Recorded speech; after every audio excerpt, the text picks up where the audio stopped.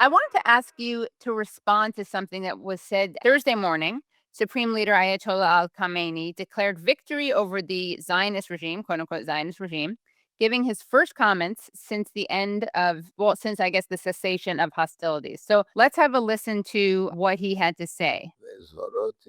The US president said that Iran should surrender. That means there's no more enrichment. It's the question of Iran to be surrendered. To mention the word Iran is too much for the mouth of the US president to even pronounce it, to say it. A great Iran and the word of surrender, they don't match. They don't match with each other. It's a joke. It's a ridiculous thing to say. به ملت بزرگ ایران تبریک عرض بکنم. I would like to congratulate the great nation of Iran. I want to congratulate them for a few reasons. First, I would like to congratulate them for victory over the fake regime of the Zionist regime. With all those claims that the Zionist regime were making, they almost were crushed under the blows of the Islamic government. What's your reaction to this speech? Well, first, I should point out that Ayatollah Khamenei is a very eloquent speaker, and his Persian is fantastic. He's a very good speaker. And he's also an Arabic speaker, he's an Azeri speaker, and he is fluent in English. He reads English and he reads novels. If there's a good translation of what he says, and you compare it to the language of someone like Trump, it's just, even though he hits Trump hard, but he's very polite in the way in which he does it. But what he's basically saying is that if this had continued, the Israeli regime would have been crushed. But some people say, why didn't Iran continue? And sorry, I'm sort of digressing a bit here, but war is not an objective in itself. Iran did not start the war. Iran wanted to punish the regime and humiliate it. But the objective is not to have just people die in Tehran or other cities or innocent people anywhere. The point is to humiliate Netanyahu and the regime. And what Iran did was exactly that. If the war continued for another few days, we would have had the same result. The Israeli regime has been shown as no longer being invincible. It is day and night the Iranians were pounding it. And at the end of the war, during the last 2 or 3 hours before the cessation of hostilities, it was Iran that was pounding it with missiles and drones.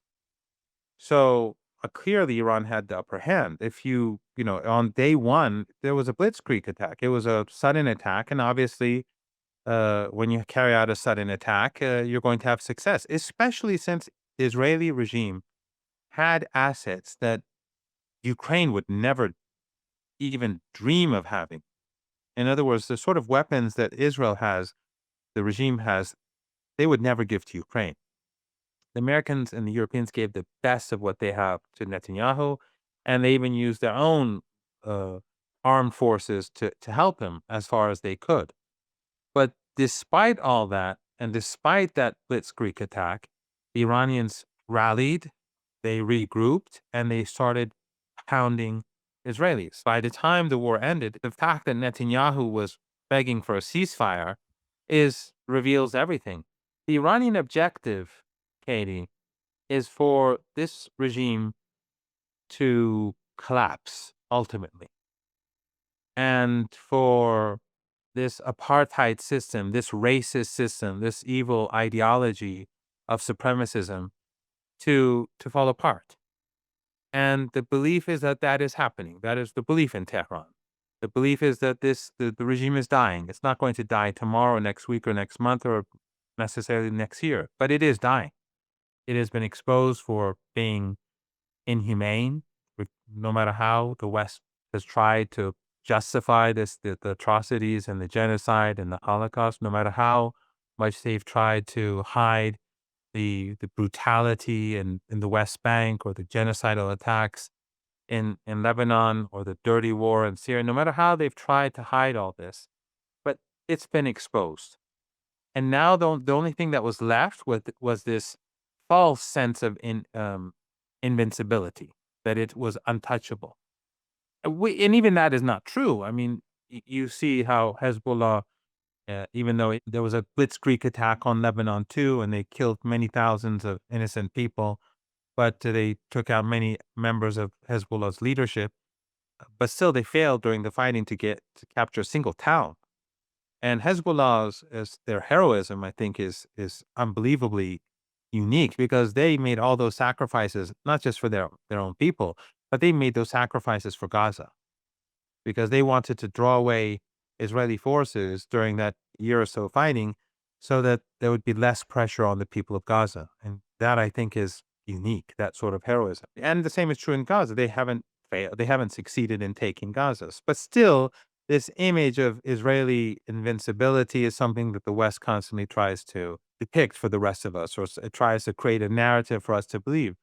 And during these 12 days or so in this defense, that was destroyed because people were watching across the world, Iranian missiles hammering Tel Aviv and other cities, and strategic targets being struck, and the Israelis not showing what was hit. So it was obvious that those missiles, many of them were very precise, and they would not even talk about the drones that were hitting different targets across the country. So he was saying that we won the war and that the Israeli regime, despite the United States and the Europeans, was humiliated. Of course, I don't believe this is the end of the story. I think that the Netanyahu regime and the Israeli regime in general, they are aggressive, they are unpredictable, they have no red lines, and so Iran is definitely going to have to prepare itself for another act of aggression. Maybe in the months ahead or days ahead or a couple of years from now, there'll be a false flag operation somewhere in the United States.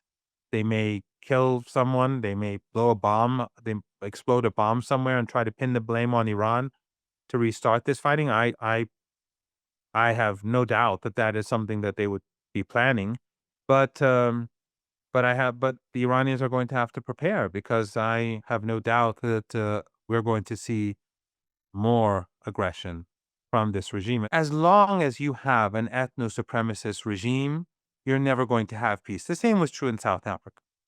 As long as there was apartheid in South Africa, the whole of South Africa was unstable. It wasn't just South Africa. It was the frontline states in Southern Africa.